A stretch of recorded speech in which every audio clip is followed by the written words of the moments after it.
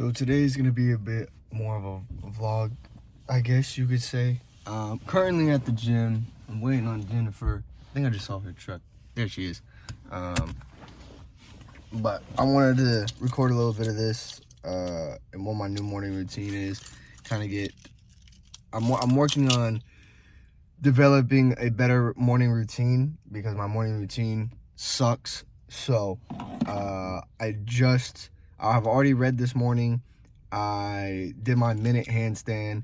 I made my bed. I drank 26 ounces of water this morning. I woke up at 4 o'clock this morning. Now we're at the gym. Jennifer and I are about to do legs. And yeah, here we go. You didn't do what? You didn't eat past 6 o'clock? Yeah. You didn't eat anything this morning? How are you feeling? My tummy hurts.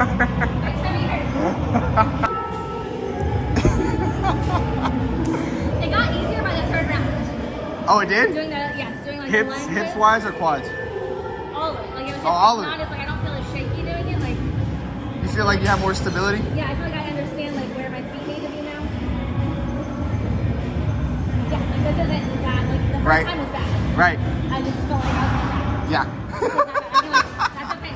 That's okay. So for everybody to get an understanding, we're working right now on Jennifer and her hip flexibility because she wants to start doing barbell squats more. So we're interpreting a lot of isometrics as well as certain, I guess you could say, exercises to help her with her flexibility. So eventually she can be able to do the front squat and have that flexibility and mobility in her hips to start doing that weight. So that's what she's doing today, and we're getting to it.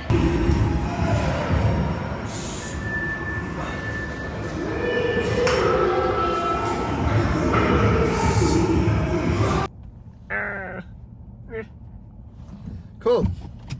So we just finished up with the gym. I'm on my way home right now. Eat, shower up. Great. Eat, shower up, and really just get ready for the day. But on my way home, I kind of wanted to discuss something that kind of happened to me in the gym. So I wanted to talk about how you can get away with not knowing everything.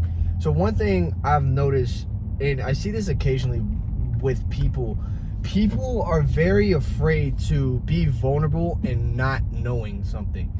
And I really think it's because of just how, as a society or as people, we've been, I want to say programmed. I wouldn't even say programmed. I guess just how our upbringing has been as society. If we don't know something, people will either A, be like, oh, bro, how do you not know that? Or, oh, man, nah, you don't even know. And then when you ask them, like, well, what do you mean? Like, oh, don't even worry about it, man. So we get very, I guess you could say, not just prideful, but very, I know those weren't my brakes. We get very, I wouldn't even say skeptical is the word, but we get very nervous when it comes down to being in a vulnerable state of not knowing something because we've been so, I guess you can say, backlashed or burned by not knowing something in the past. So I think the best way that I know how to go about not knowing something and wanting to get that information for myself. Now, before I even present this and tell you guys how I do it, you must understand when you are constantly trying to but if you are in a constant state of learning and you just want to learn all the time, you have to get used to and feeling embarrassed for a short period of time, as well as being always seen like a fool, right? Being seen like, how do you not know that? Like being seen as the one that doesn't know everything, right? You have to be okay with that, because once you get to a point where you're no longer embarrassed and you become acceptant of, you enjoy learning new things, irregardless of what people think of you in the heat of the moment, is when you will start learning more things and you will be open to new ideas. So for me, right, for example, Jennifer right now, she is working on, like I said previously in the video, is that she is working on hip flexibility and wants to start working on barbell squats, because she doesn't work on her barbell squats. She really doesn't ever do them, but she wants to start. So for me, I thought at a certain point, I was like, okay, well, let's not even focus on the bar. Let's just focus on you getting the right technique and worrying about you getting that flexibility within your hips, so eventually we can get you to barbell squats. And the exercises I had her doing, I honestly thought would be a good fit for her. But then a really, really, really good friend of mine walked into the gym, and he's a physical therapist. He's getting his certification in physical therapy. And I asked him, I said, hey man, let me ask you a question. She's working on this, that, and the third. What would you recommend to her for her to be able to get to a point where she can do a barbell squat with flexible hips and having the right technique? And he said, oh, dude, I wouldn't even have her doing this. And I said, okay, so what would you have her do? He said, well, first I do this, and then I do that, and then I do this, that, and the third. So, and then he started going and demonstrating everything. And then we completely changed how she was doing her exercises. And at that point in time, I didn't let my ego of what I thought I knew get in the way of her process. Because one thing that happens when we become vulnerable, we think to ourselves that we have less power, right? Which in a sense we do. But then our ego starts to kick in, because we don't want to be seen as less as somebody.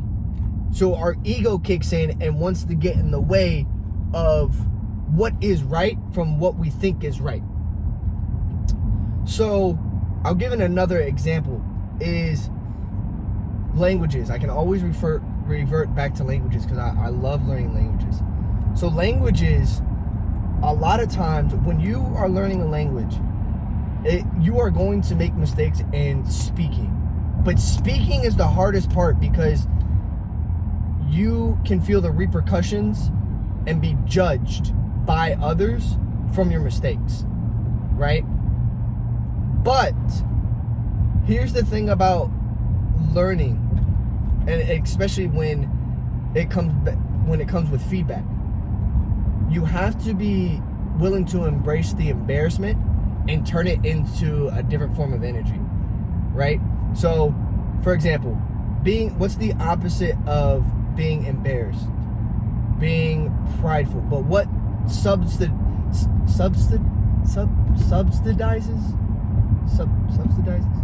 I don't think that's a word.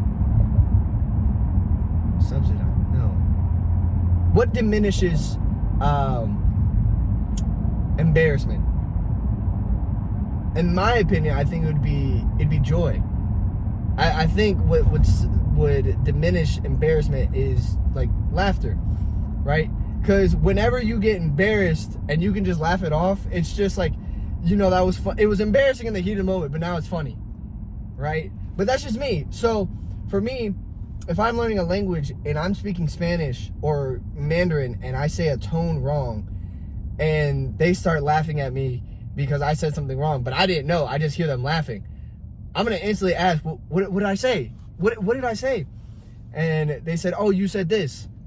Instead of immediately feeding that error and then now getting so balled up now that you're scared, just ask, be like, oh, so how do I like say this? Like, how am I supposed to say it? And people will correct you. People will correct you because you are vulnerable with them and are willing to go outside of being embarrassed and are now becoming a student, right? So and it's a part of it. Being a student, it's inevitable for you to be embarrassed, right? I don't care if it's in school. I don't care if it's a mentorship. I don't care if it's an apprenticeship. An apprenticeship. You will be embarrassed for as long as you are a student. But for as long as you are a student, you will always learn. If you just become a teacher and only want to be a teacher, you'll never learn and you'll never grow. So always be a student, right? So for me, how I'm able to not get so tied up in the emotions in the heat of the mistake is by being more vulnerable, right? So let's say, and I'll even take it a step further. Let's say you're in the gym. You're in the gym and you're working out. Let's say you've been working out like me. I've been working out since I was 13 years old.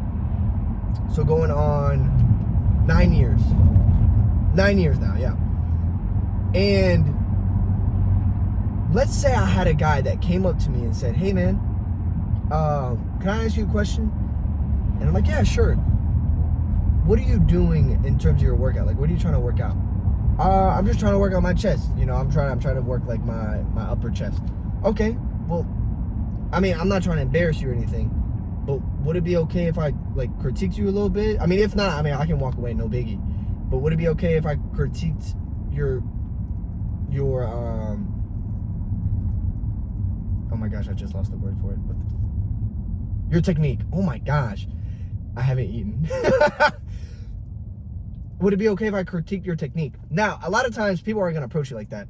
Sometimes they don't know how to communicate that way. So they'll come to you and say, "Hey man, would it be okay if I critiqued you real quick?" And be like, "Yeah, sure. Sure. Yes. You can't. I don't even care if you're the biggest guy in the freaking gym.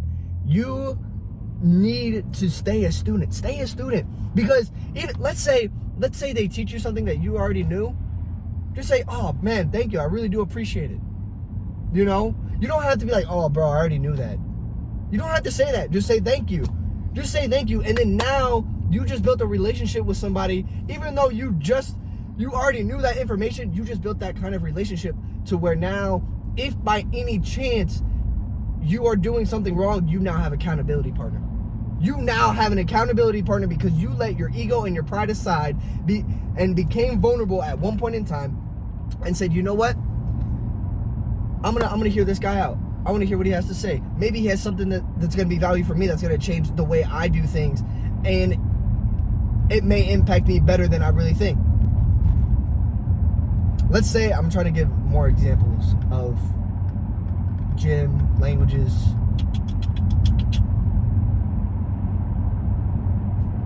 Business. Here we go. Business, right? Just because, actually no, we'll do sales. We'll do sales, right? Sales is very interesting because some people can do sales for years, decades, but they may not be doing it right because people change, times change, people evolve. So if you just go about doing the same thing over and over and over again and not self-reflecting and analyzing upon your interactions as well as improving with the times, you can quite literally just be in the same state. I'm guessing. Sorry, hold on. Whew. You can just be in the same cycle over and over and over again. I've seen it all the time. I know a lady who literally will call people up, no emotion, just say, "Hey, I just wanted to follow up with you just to see if you were still interested." How bland is that? Like that's so like, oh my gosh. And just to hear that, because like in sales, you don't want to say follow up. Like, "I'm just following up with you, wanted to see if you had any questions." You know, it makes you sound desperate, right? And she's been in sales for years. And if I were to go up to her, I'd say, yo, if I had any suggestion, or could I make a suggestion to you? I would. That's the first thing I would ask. If she says no, that's on her, right? But if I was in sales and I was doing something that I thought was okay and I thought was fine, but I had one person come along and say, hey man, could I make a suggestion to you? I would say yes. And he would then say, oh, whenever you say this, the reason why you're getting this objection is because you're not framing it right. Instead, what I would suggest is doing this, right? Now I start integrating that, right? So I think the biggest overall that I want to tell you guys is, if you are going to let your ego and pride aside, you just have to be willing to learn. You have to. You have to be willing to learn and embrace the embarrassment for a short period in time. And it's not even an embarrassment. I think just as humans, whenever we have some authority come over us into which we think we know, like blatantly, like we know it for a fact, and we have an authority come over us to critique us, which could be better, our pride starts getting in the way, instead of taking a step back and saying, okay, maybe this person does have something to say. But you have to be, this is the best way to put it, you have to have an open mind. You have to have an open mind. Because if you have an open mind, you'll consistently be open to new ideas, you'll consistently be open to meeting new people, and you won't have that embarrassment feeling. You won't have that embarrassment feeling of I made a mistake. Now I don't know if I'm doing this right now, or I'm just trying to think of, because it's been a while since I've actually had this feeling in my head. I'm trying to think. I want to give one more analogy to make it more. Yeah, this is perfect. This is literally perfect. If you have ever been in a situation to where, let's say you're talking about like a movie, an artist, a song. We'll do those three, like a movie, an actor, an artist, or a song. And you're in a group of people and they're talking about it. And you're like, what are y'all talking about? And you get the sensation of curiosity because you want to know what they're talking about. You want to be included in the conversation. So now they're like, bro, what do you mean? How do you not know who Biggie Smalls is? What do you mean you don't know who Biggie Smalls is? Like, bro, who is Biggie Smalls? What? Dog, you don't know who Biggie Smalls is? Tell me who Biggie Smalls is. Who is he? Why is he so important? Oh man, you don't know nothing about. Why are you being so arrogant, bro? Don't let bro, teach me. Teach me who is Biggie Smalls, right? So now, instead of operating from a frame of, okay, well, I guess I won't know who Biggie Smalls is since this, because other people will have egos. Other people will have egos when you ask them for that information. They will. They'll be like, oh man, you don't know who that is, or you don't know that. Man, forget about it. You ain't never gonna know. Bro, tell me who this is. And if they still don't give it to you, just Google it. Just look it up. Look it up right then and there, because then that will show them that you are actually genuinely curious about what the topic is. But you have to keep an open mind, and you have to consistently be a student, right? And you genuinely have to be curious about it. You can't just say that, well, just tell me. Well, no, I don't want to tell you. But okay, fine, whatever. You know? It's their loss, because you wanted to be vulnerable with them, and you wanted to learn something that they knew, but their ego and pride let them get in the way of an opportunity that could have built a bond together. So, in terms of how to get away with not knowing everything. Okay, in summary, I'm gonna sum it up. 1, you have to be vulnerable. 2, you have to stay curious. 3, you have to let your ego and pride aside. And 4, you have to keep an open mind. You know what's funny? There's a saying, not a saying. JC, I can't remember which song it was. He said, I'm an expert never, I'm a student of the game. You have to be a student of the game. I don't care what it is. I don't care how big you know, another thing. Patrick Bet-David said this on a podcast. He, multimillionaire, right? Multi-millionaire. But he still has people in his circle that he goes to for advice and for a second opinion. Because 1, he wants to make sure he's making the right decision. But 2, he wants to make sure he doesn't know something that somebody else might know. So now he's searching for, is he lacking within a lack of information that somebody else has? And if they have it, he wants to know. And don't be scared to ask questions. I know it's hard because, like, in society, especially, I guess, in the United States and America, I don't know if it's in the other parts of the world, but people are very entitled here. They're very entitled.